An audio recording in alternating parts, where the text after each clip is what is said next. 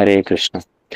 तो हम लोग प्रत्येक दिन की भांति आज पुनः एकत्रित होकर के भगवान की मुख निसृत वाणी श्री भगवद गीता को श्रवण कर रहे हैं।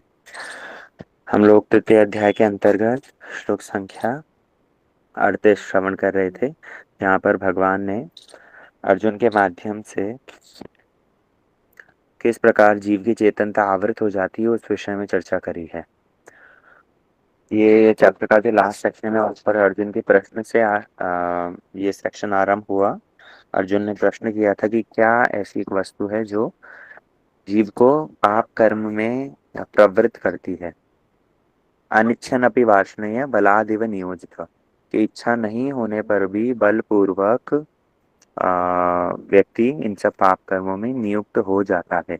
अंदर से कुछ ऐसा फोर्स होता है जो उसे इन सब में नियुक्त कर देता है।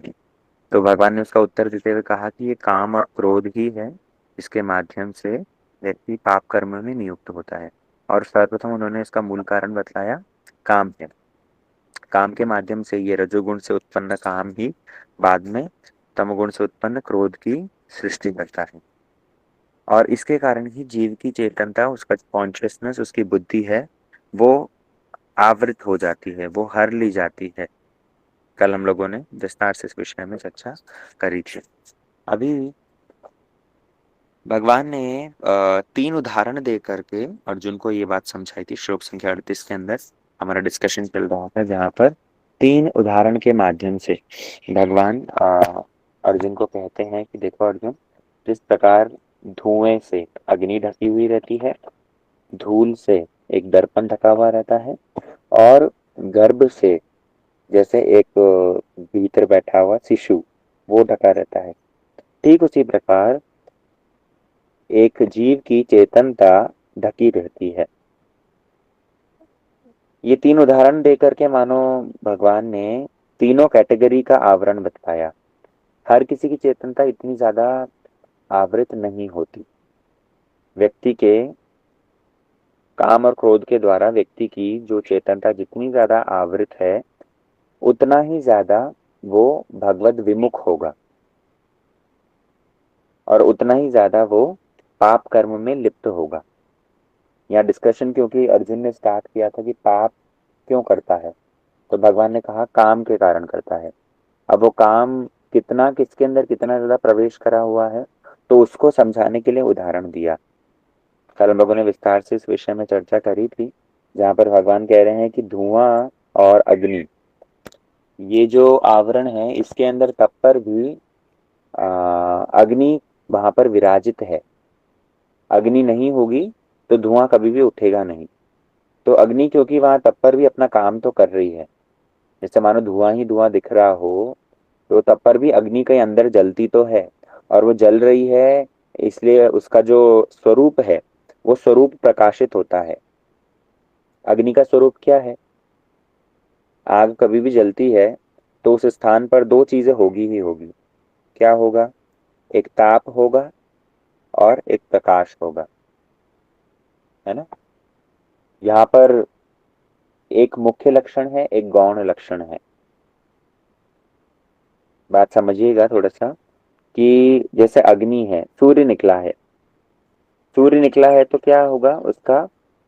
एक स्वरूप लक्षण है, एक गौण लक्षण है। सूर्य निकला है, सूर्योदय होने के साथ साथ ही एक तो प्रकाश होगा, एक ताप होगा ही होगा, टेम्परेचर बढ़ेगा, है ना। तो ठीक उसी प्रकार जैसे अग्नि है, अग्नि के भी जलने मात्र से ही एक तो वहां पर प्रकाश होगा और ताप होगा। अब क्योंकि अग्नि जो है वो धुएं से ढकी हुई है, तो बहुत ज्यादा धुआं होने के कारण हो सकता है वहां पर प्रकाश ना दिखे। लेकिन प्रकाश नहीं दिखने पर भी अंततः उसके पास में ताप तो होगा ही। अगर आग जल रही है और ताप नहीं हो, ऐसा संभव हो ही नहीं सकता, क्योंकि ताप अग्नि का मुख्य लक्षण है। ठीक उसी प्रकार यहाँ पर अग्नि धुएं के साथ में होने पर भी उसका स्वरूप कुछ कुछ प्रकाशित हो रहा है, इसलिए उसका सम्मान है। मतलब ये जो आवरण है, भगवान ये कहना चाह रहे हैं कि ये आवरण जो है धुआं और वाला, ये आवरण तब पर भी थोड़ा बहुत पेनिट्रेबल है, इसको भेद किया जा सकता है।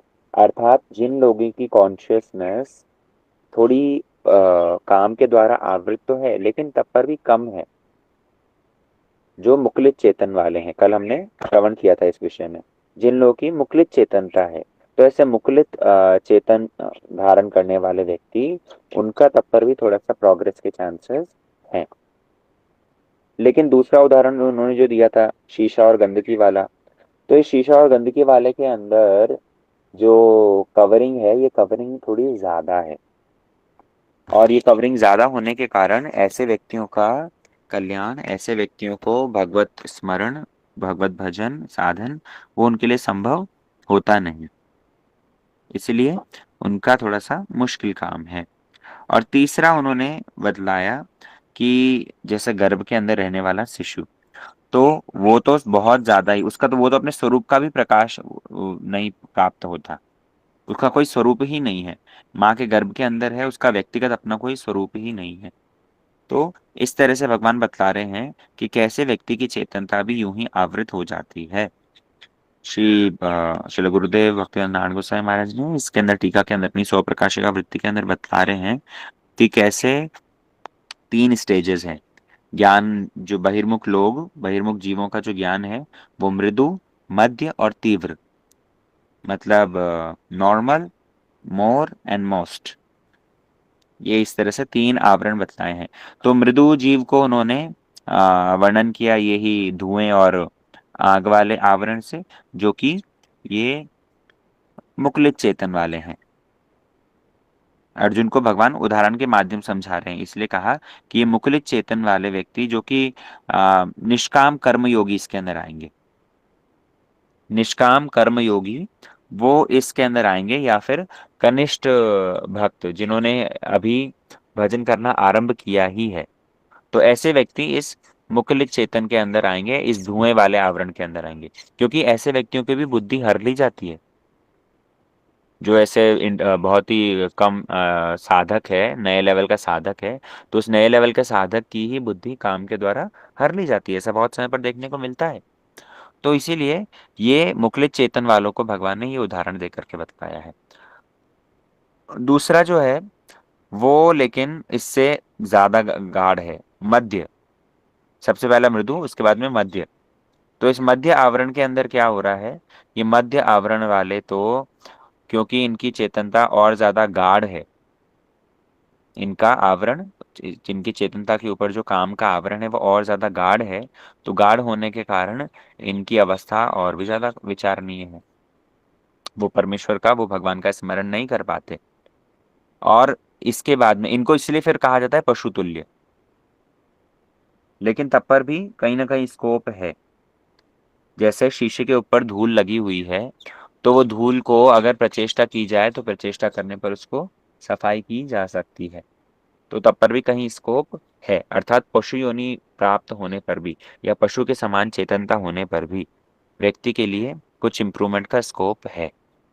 लेकिन तृतीय जो चरण है, जिसके अंदर सबसे तीव्र कोटि का आवरण है, अर्थात कामना वासनाओं ने उस व्यक्ति की चेतनता को इतना ज्यादा हर लिया है, इतना ज्यादा ढक दिया है कि वो प्राय नास्तिक हो गया है। तो ऐसे नास्तिक व्यक्ति जो होते हैं, वो नास्तिक व्यक्ति वो हमेशा पाप कर्म में ही लगे रहेंगे। सबसे पहले वाला जो उदाहरण दिया है धुएं और आग वाला, ऐसी चेतनता वाले व्यक्ति पाप कर्म करना नहीं चाहेंगे, लेकिन बलात् उनसे हो जाएंगे।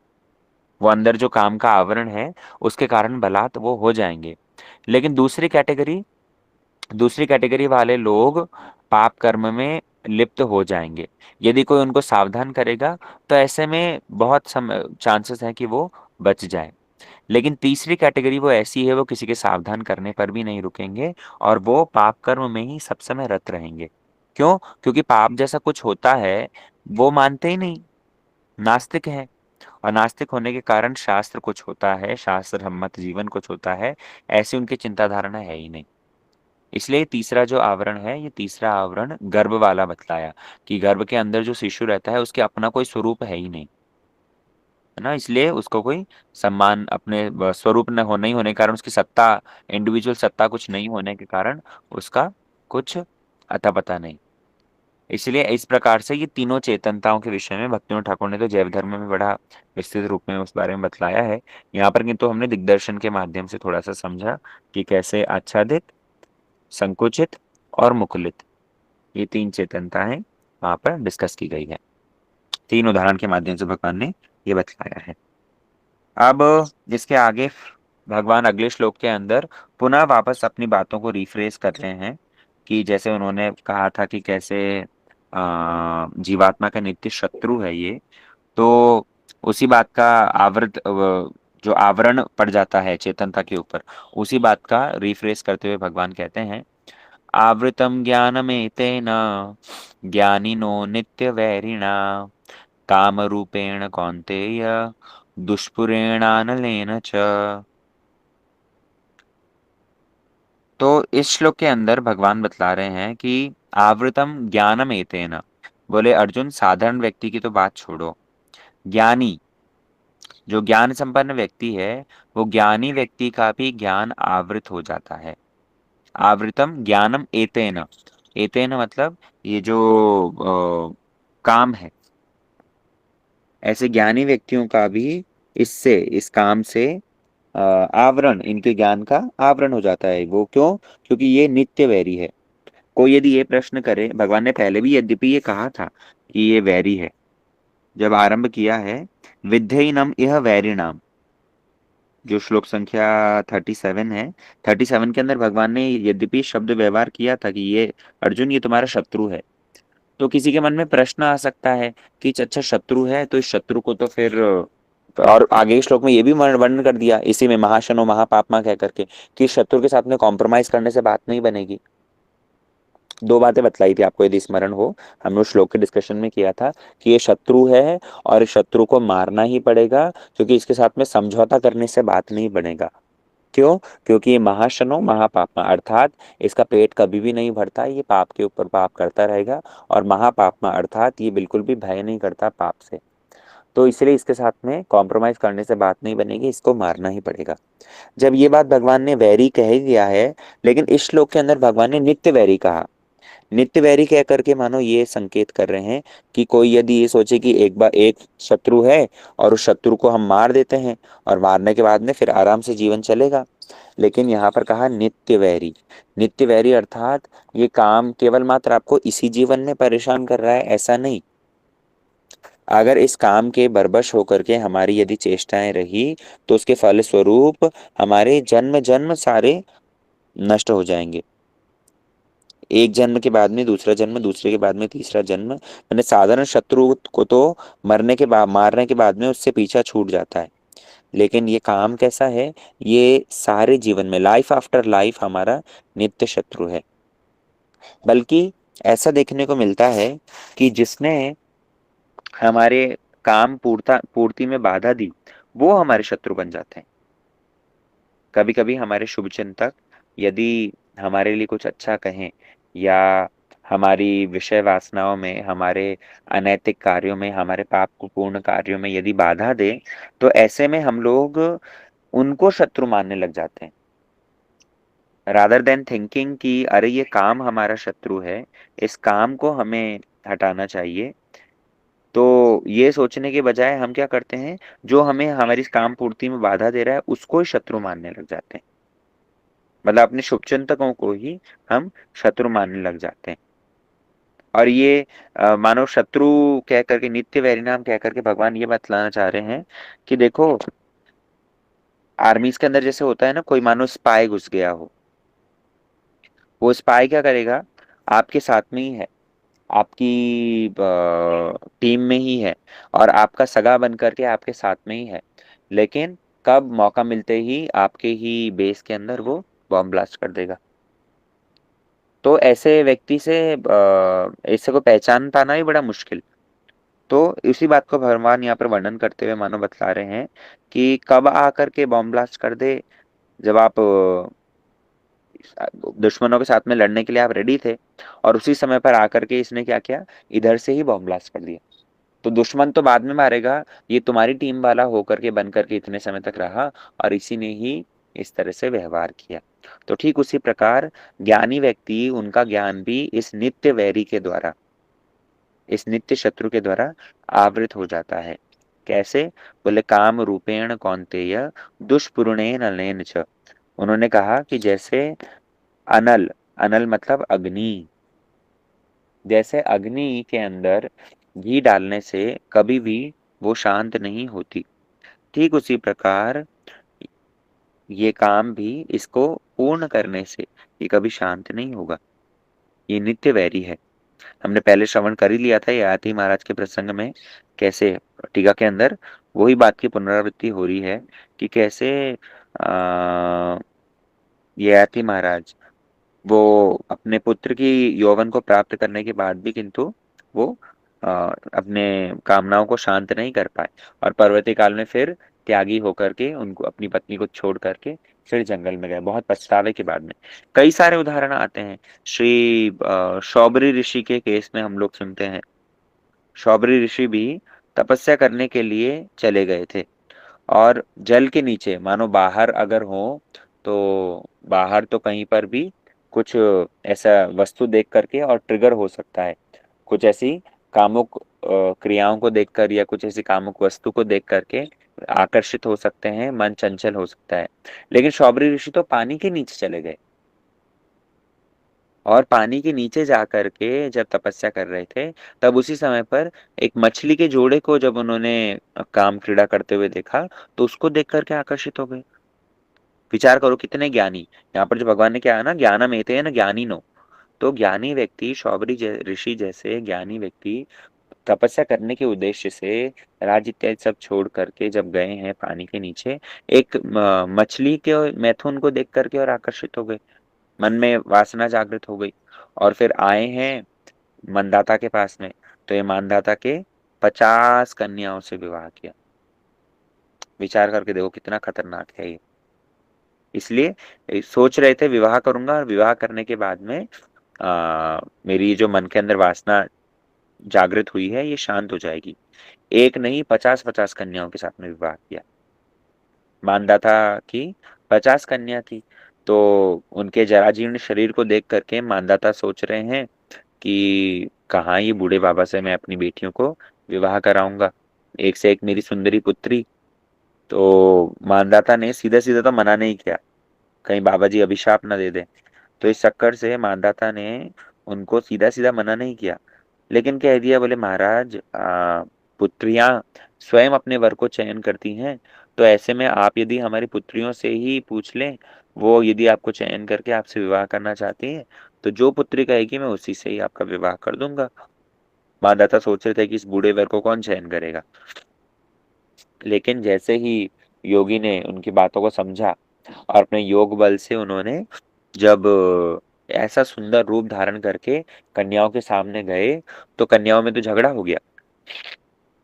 एक बोलती मैं विवाह करूंगी, दूसरी बोलती मैं करूंगी, इतना सुंदर वर को कौन छोड़ेगा।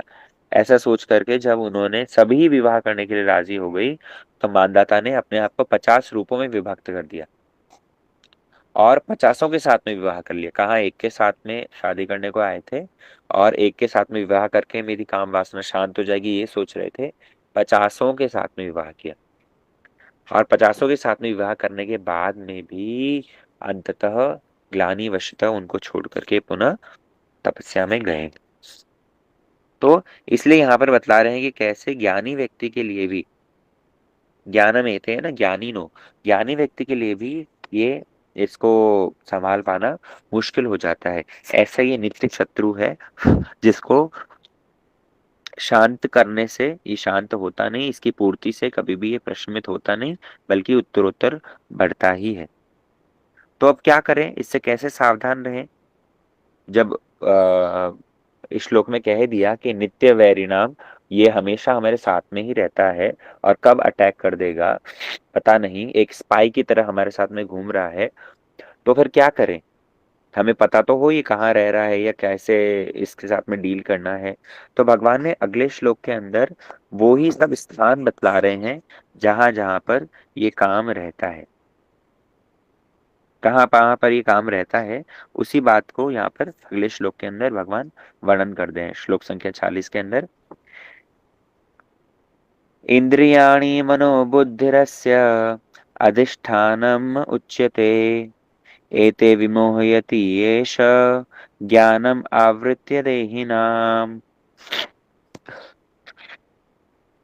यहाँ इस श्लोक के अंदर भगवान ने कहा इंद्रियाणी। कहाँ कहा? ये शत्रु, अच्छा चलो कहीं रहता है, हमें पता हो कि इस स्थान पर ये शत्रु है, तब तो फिर हम सावधान रह हो सकते हैं ना।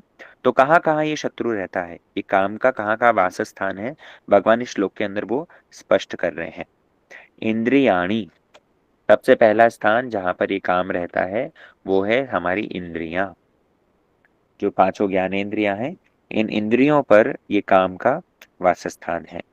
दूसरा बोले मनो, मन के अंदर नित्य रूप में काम का वासस्थान है। उसके बाद में बुद्धि, बुद्धि भी काम के द्वारा प्रभावित हो जाती है। यद्यपि किस तरह से कहाँ पर ज्यादा रहता है कहाँ पर कम रहता है, या किस तरह से, जैसे एक राजा होता है ना, राजा की एक तो होती है राजधानी, और कुछ होते हैं उसके राज्य के बहुत सारे स्टेट्स। तो उसी प्रकार टीका के अंदर ये सारी बातें एक्सप्लेन करेंगे। तो उसी प्रकार भगवान ने ये जो तीन चार स्थान दिए हैं, तो इन तीनों स्थानों में से कहाँ पर प्रबल रूप में विराजमान है, कहाँ पर ठीक ठाक रूप में है, और किस तरह से उसको कहाँ पर बहुत ही कम मात्रा में है, ये आगे वर्णन करेंगे। टीका में बलदेव विद्याभूषण प्रभु ने ये एक्सप्लेन किया है। लेकिन फिलहाल भगवान ने तीन स्थान बताए, इंद्रियाणी मनोबुद्धिर अधिष्ठानम उच्यते।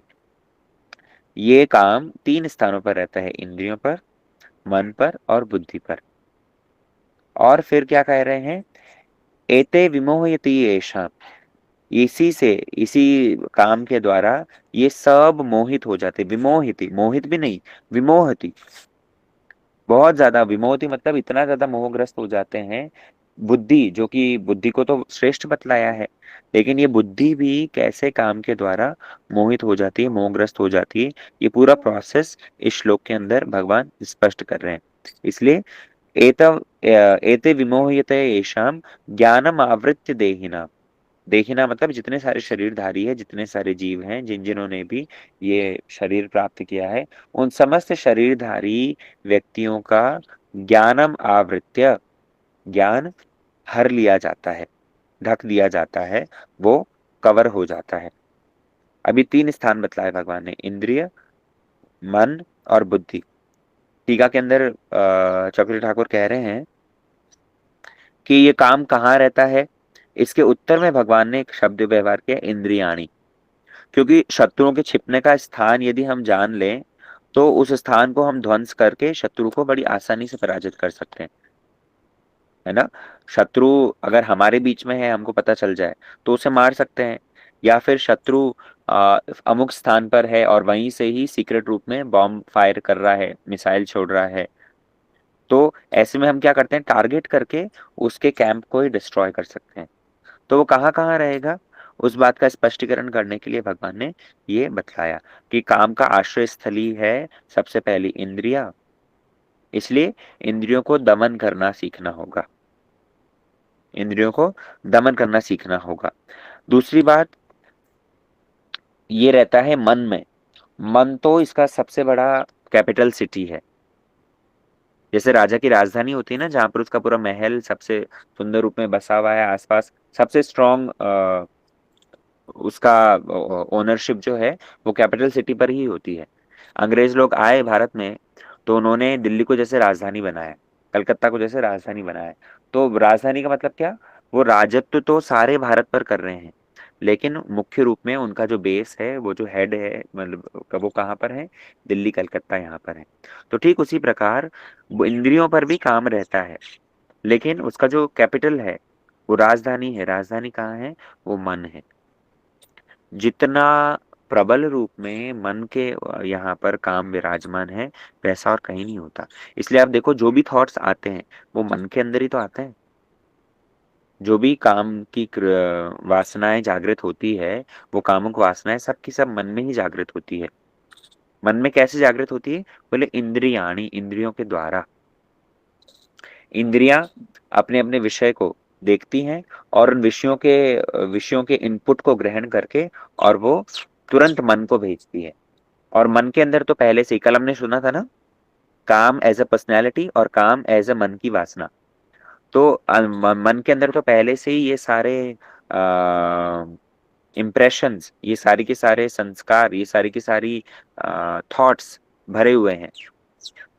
तो मन के अंदर, तो मन तो एक जैसे स्टोर हाउस है, और बस थोड़ा सा उसको इंद्रियों ने अगर हिंट दिया, तो हिंट देने के साथ साथ ही मन क्या करता है, अपना काम करने लग जाता है।